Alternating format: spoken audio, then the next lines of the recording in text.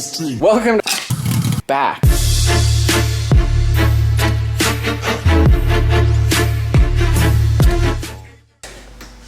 Welcome to part 5 of the Lamborghini Killer Civic build. So in the last video, you guys seen me going through a couple, trying to figure out some issues with this whole ECU master standalone, basically wiring it into this whole setup right here. I think we actually figured it out. It's probably the simplest thing possible. For that video, after I closed out the last video, I went ahead and I just pinned everything in the harness, was double checking everything, and then was talking to Zach, and he was like looking at me, or you know, he's like telling me all this stuff to do and the measuring resistance and all this other stuff. So then one of the things that it was doing is the injectors were getting hot. So it had to have been a ground issue. So then I started looking, and this wire right here, which was supposed to be an ECU ground, like a logic ground that was going into this other harness, it didn't have a ground. So it was the actual ECU ground. I think it was, let's see, this one right here, ECU ground 28. It didn't have that. So it should have had that. I had the wire pinned in, and I didn't even think to check it until just a little bit ago. And then I started testing the grounds, like testing the continuity between the grounds and doing a little beep test, and that didn't have any ground. So I was like, okay, whatever. So I went ahead, wired in this real quick, just a quick ground to it, and we got one beep. And so now we're gonna do a little test fire again real quick. It already started again, but we're just gonna show you for fun. Ready, Ty?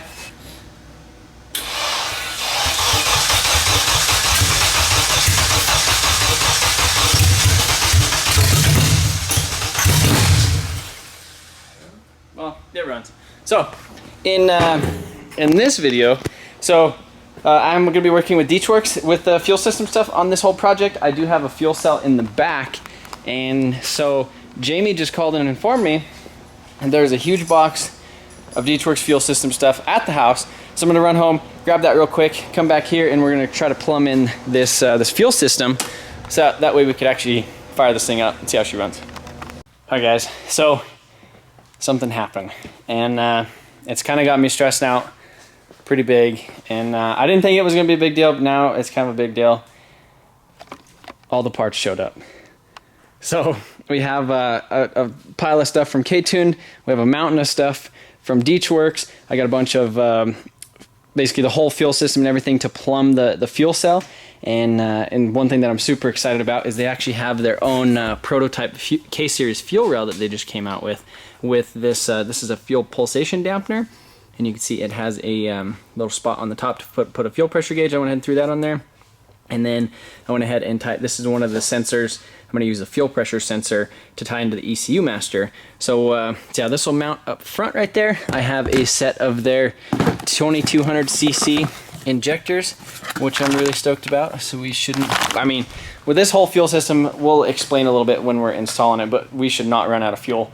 And another company I'm really excited to be working with is K-Tuned. So if you guys have ever seen like a really legit Honda build, you see these nice billet race shifters in there, and I've wanted one of these for a long time, and I'm stoked to actually have one in the car now. So one of the other things that is kind of weird about the K24 is it has this coolant. It's like a built-in coolant manifold for the heater hose, and that is basically on this intake manifold. So one of the things that K-Tuned makes is they have this little adapter that basically bolts on right there, since this intake manifold doesn't have that built in. I also got a throttle body spacer adapter. The one that Chaz sent isn't a 70mm one, so it's smaller. So this one has a little ring that pops out. It makes it 70mm. So I have that. So we'll have because this manifold has been ported to 70mm. This is 70mm throttle body, and so then that'll be 70mm as well. Got a little hose that goes under the intake manifold. And then one of the other issues that I was running into was this little guy right here. So this is the water neck on the K24. A lot of the water necks on the K20s are up here, but this is the one that's actually on the side of the head. So you can see it comes out right here, which isn't too big of a deal. But then on the back, it actually had a really long coolant hose sticking out of it, which was gonna get right in the way of my wastegate, which goes right there. So this little piece on the back, it has this little guy, so you can kind of rotate that and orient that in the right way, as well as a remote filler neck. So the other thing is right here, this, where the radiator is, isn't going to be the lowest point. So basically this is going to be a remote fill. So I'll be able to fill the radiator from right here. We shouldn't have any bubbles or anything in the cooling system, be able to get it completely bled. One of the other things that I've been needing as well is a power steering and AC delete. And basically that replaces this pulley right here and kind of makes it so you can put your own tensioner on. So I need to install that as well. What else?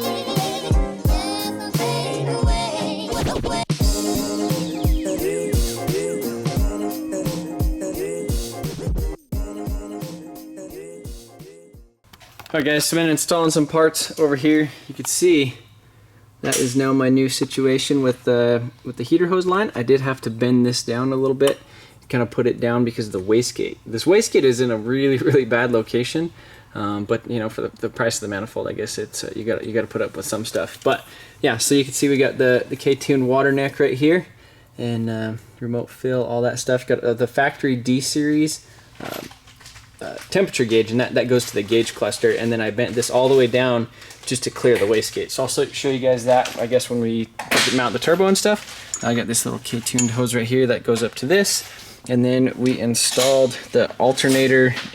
Well, basically it relocates the alternator down here. It used to be right here, and then this is a tensioner, so it gets rid of the AC and power steering. And so yeah, that's a pretty nice piece that K-tune makes as well. Ties over here. He's installing this this new plate. So as you can see, this is the ring that comes with this, and that basically converts it from like a 60-some mil to a 70 mil. 67. And this was the adapter.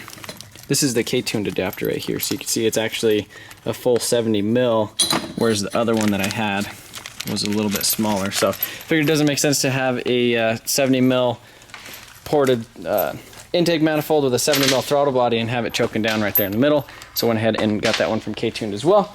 So yeah, I guess once we get that stuff done, gonna go ahead and bolt the intake manifold on it, and then we're going to mock up the fuel rail and stuff, because right after that I'm gonna start plumbing the actual fuel cell.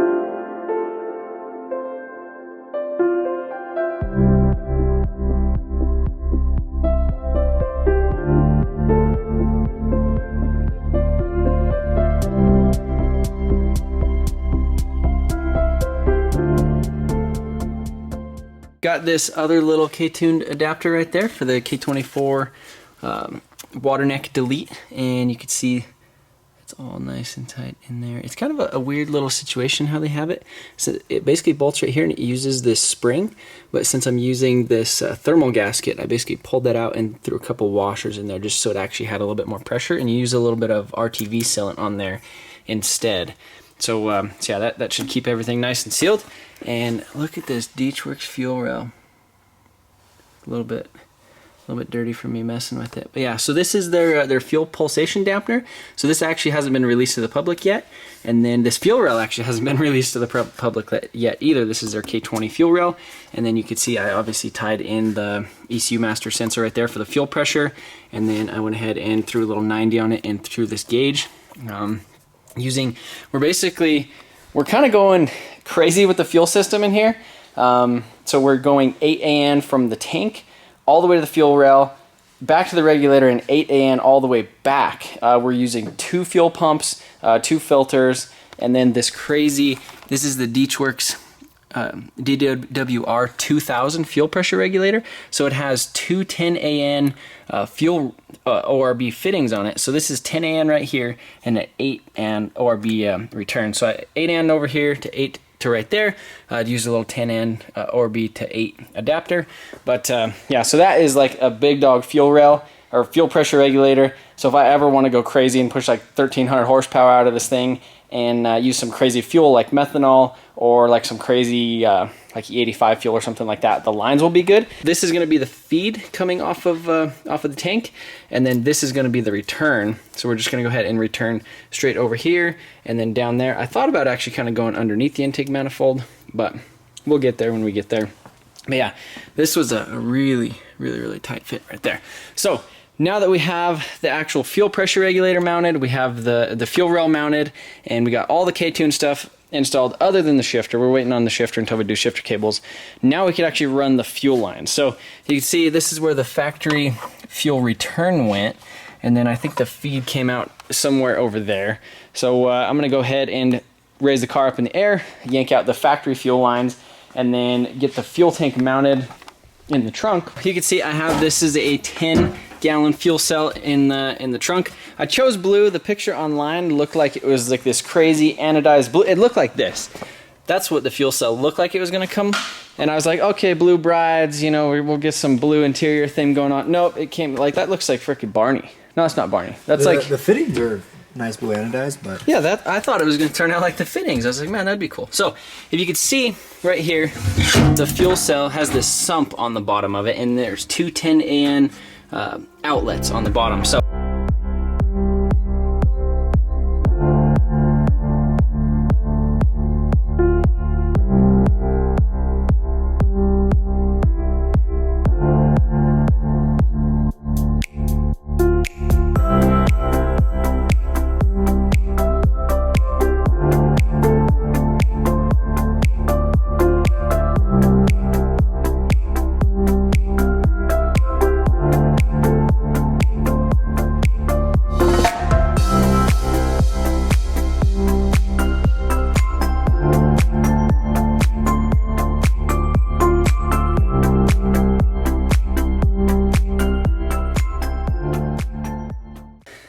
guys, so fuel cells mounted. Check this out. I mean, that thing ain't going anywhere. So I took the lazy approach. Took a piece of all thread. This is for mounting a battery, and I used like 4 nuts. And actually, no, 1, 2, 3, yeah, 4 nuts. So basically, did a stack right here and a stack right here, pinching it against the sheet metal. So kind of the theory with that was so that I didn't have to cut and weld anything right now. Because if a guy were to cut and weld and do a bunch of stuff on this tonight, he probably wouldn't make it to the track on Saturday. And that's the focus right now. But that actually turned out really good. And basically what you do is you just lock the nut on the bottom, and you lock the nut right here. And the other thing was I was assuming that we could use it to adjust the height, so we could go up and down with it a little bit. Let's say if we raise or lower the car, so that way we have a little bit of adjustability in it. We also got 2 bolts, basically drilled a hole through the thing. It did a nut and bolt on the front, and that thing is super solid. Went ahead and did a 90-degree -10 fitting right here. going straight out the side. So as soon as we go through that, we're gonna kind of hit it with a, kind of bend over to the side a little bit. We're gonna Y it into two, so it's a 10-10 line. We're gonna go to 2-8s Ys. It's gonna go to -10 line, fuel filter, pre-pump filter, Y into 2 pumps, out of the pumps to Y again to a -8 line all the way to the fuel rail. And then we're gonna run -8 all the way to return. And then one more after the pumps, right? One more filter? One more filter after the pumps, yeah. Yes.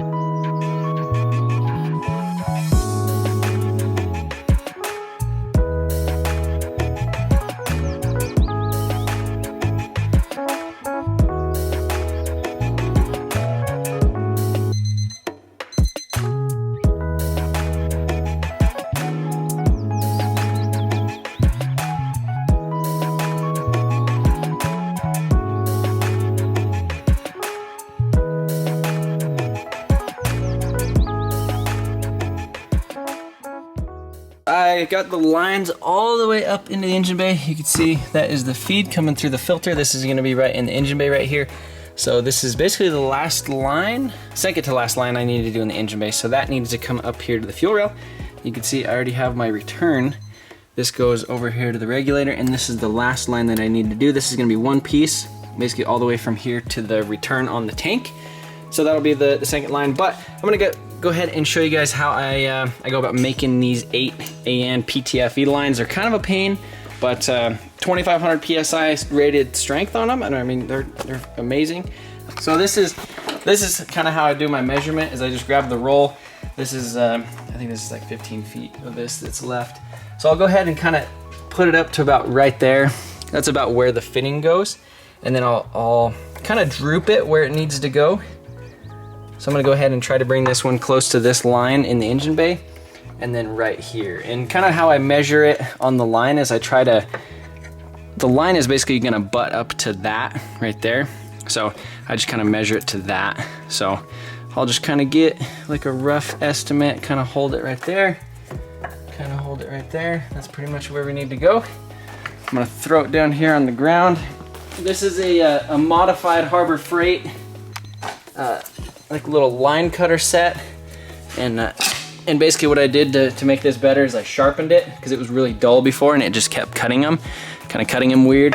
But these lines are weird to cut because if you cut them with an angle grinder like you do before, they actually kind of melt and they expand, so they're kind of a pain. Whereas this almost works out really good because it kind of pinches everything down, and then we kind of have to expand it back up. So I need to. All right, so you go ahead and pull off these little guys right here. There's basically 3 pieces to this line. And see this little acorn right here? That's not your friend. That is not your friend one bit. So I take a little screwdriver. I know, before you guys get mad at me, I know they make a tool for this that just makes your whole life just way easier. But I said because we did this when we did these lines in the Supra, and everybody was commenting, and I was like, oh, there's that tool. So I looked it up, and I swore I was gonna buy one. Never bought one. Here we are, 3 days before, 2 days. Less than 36 hours before we need to be on the dyno.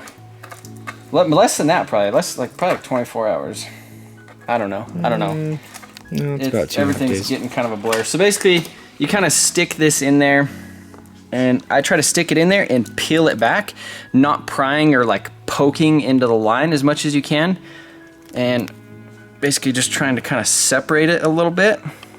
So that, oh, and before you do that, you have to slip this little the little line on here. And this put it on first, otherwise you have to do it all over. And these things, these edges right here, will just stab your fingertips. You can see I'm bleeding already. I've bled, I don't even know how many times today because of these silly things, but we're getting them done. I'm pretty proficient at them now, is what Ty said. And I'm really excited because after I do these 2 fittings right here, there's only 2 more fittings, and I'm completely done with the fuel system, other than the vent on the tank. But we're getting pretty close. So I stick this acorn down here. You can see how that line is kind of pinched, all weird. You can see I'm bleeding. And then I kind of stick it down a little bit, try to wiggle the line up towards the top, and then what I do is I take a pair of needle nose pliers and I stick it in here, kind of rotate it a little bit. It expands that line out into the little channels, which seems to work out really well. And then what I do is I put a little bit of air tool oil right here on the fitting, on the threads, and then on the shaft right there. And you go ahead and throw this in the vise. I know you guys are gonna be mad because I don't have the actual the little plastic protector. Well, I just don't have all the stuff. So then make sure that's all kind of spread around on there. Make sure that your line is still good in here. Stick it on there, kind of jam it down, give it a little twisty twist.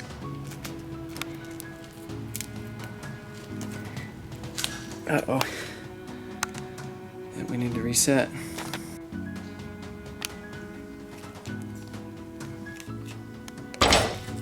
There it is.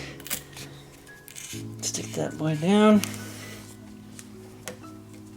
Twist and shout a few times. Grab your crescents.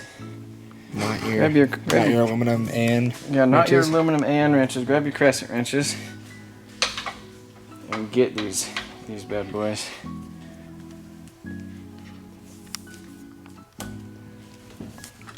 Alright, as you can see, I got Garrett right here. Say hi, Garrett. How's it going? And so if you guys don't remember, when we did the vinyl on my Supra, Garrett came over and helped out quite a bit, or helped out, I mean, he did the whole install on the silver stuff on my car. But he has a, it's a plasma table? Is it a plasma cam table, or is it? So it's a plasma cam, 4x4 CNC plasma cutting table. Yeah, so he has that, and I basically messaged him last night, and I said, "Hey Garrett, do you wanna help me make something real quick?" And so we're basically making a mid plate. So they do sell these things, but it kind of was getting a little bit late, and the company that makes them is actually in New Jersey. And so I was like, "Hey, do you want a little project?" So we're basically gonna bolt this right here and then hook it up to the front lower radiator support. Now that I've kind of, talked to the Boosted Boys, hung out with them, Roman, the guy that has the Grinch car, the first time that they were out at the track and he actually launched it, it actually broke off the ears to the diff, or I think it was the basically right there. So you can see there's only 2 bolts holding this whole back thing on, whereas on the D series, there's actually like a little 2 torque mounts that come off in the front. There is a factory mount that kind of bolts up right here, but it's too squishy. So I think for now this is going to be the best option, and Garrett's going to go home, cut that thing out, and then hopefully we'll have some sort of a way to actually solid mount this thing to the front, so that way this engine doesn't try to rip itself out. All right, guys. So it is 2 in the morning, 2:10 in the morning actually, and kind of quit filming for a little bit and just kind of started thrashing on this thing to get some stuff kind of buttoned up. So we got the return line all hooked up and everything is hooked up to the regulator. I went ahead and I did the injectors, just did these heat shrink butt connectors. These have adhesive on the inside of them right now. And I've had pretty good luck with these things in the past. So converted them over to the DEATSCHWERKS style clips. And we went ahead and we came over here to the ECU. Obviously the ECU isn't like beeping constantly right now because we actually hooked up the proper ground. So what we did is we tested you can hear the fuel pump right now in the back. So we're at a 3 bar, which is like 43 PSI, which is what these injectors are scaled for. So yeah, we've already laid underneath the car, already tested, no leaks. We adjusted the fuel pressure up. I changed the wires on the TPS because I did some weird stuff right there, but the TPS is weird on this throttle body. I think I might need a different TPS, maybe the Type S throttle body, because like when we plugged it in and hooked it up, it was already at 33%. So I went over to the injector for like the TPS settings on here and basically changed it so that it was 0, like that voltage was 0. You can see like 1.7 volts was 0, and then maximum throttle is over 5%, or would be over 5%, because there's not as much resolution because I raised the voltage for the 0%. So I'm gonna have to mess with that a little bit, but we should be able to at least idle it and kind of blip the throttle a little bit with the TPS. Yeah, we have E85 in the tank. I think this is time. This is it. This is the send. This is it. So I'm gonna go ahead and stick you guys over here, I guess. Where should we stick them? I was gonna have you crank it. I can hold it if you want. And then you go crank it, and then I'll stay out here. We'll move that because that's gonna make a bunch of noise. We could stick it right here, I guess. Yeah. So this is the first start. All right, you go ahead and crank it. I'm gonna stay up here. Just too much fuel. Go ahead.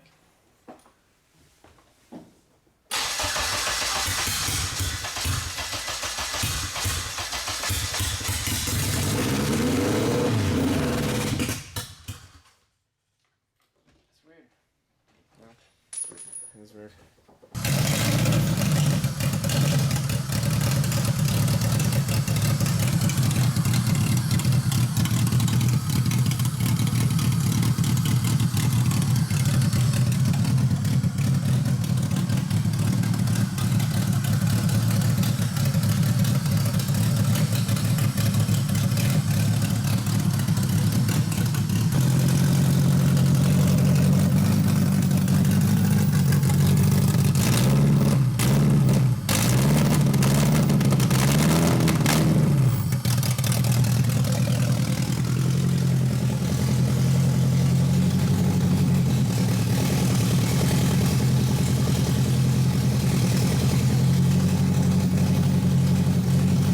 All right, guys. So that is where we are leaving it for tonight. It's kind of doing some weird stuff with starting. I think I need to actually go in and I just selected like ID injectors, and these are the DEATSCHWERKS injectors for like the base map, just because I didn't want to play with messing with all the settings. But I'll go through and mess with that a little bit tomorrow. I think with this little bit of back pressure, it might start up a little bit better too. This thing's probably not super happy doing that, as well as messing with this TPS. So yeah, it does start. It's weird. Like you start it on starting fluid and then get it running, and then it runs off the injectors and everything. There's just so much that's happened. It's like 3 something in the morning. Huge shout out to DEATSCHWERKS. DW, this is that 2,000 horsepower regulator. Got all the lines and everything. Actually, we should probably show them under the car, because I actually haven't showed them the fuel pump and everything. Let's do that. So this is the fuel cell setup. You can see we took a little 90 straight out, went into the pre-filter that goes in between the pumps. So you guys have seen those lines before. This is the return going back into the tank. But yeah, it Y's right above there. We have the 2 pumps hanging right here, all mounted and everything ready to go. I did just tie it into just temporarily, just into the factory wiring off of the factory fuel pump, just so we could test start this thing. I do have one of their, or actually I have 2 of their fuel pump wiring kits where it actually has its own relay, and we'll probably wire that up under the back seat or somewhere back here where it's nice and pretty. Again, because this second pump is going to be staged, and this is, they haven't released these to the public yet. But yeah, so I'm kind of giving them a little bit of a test.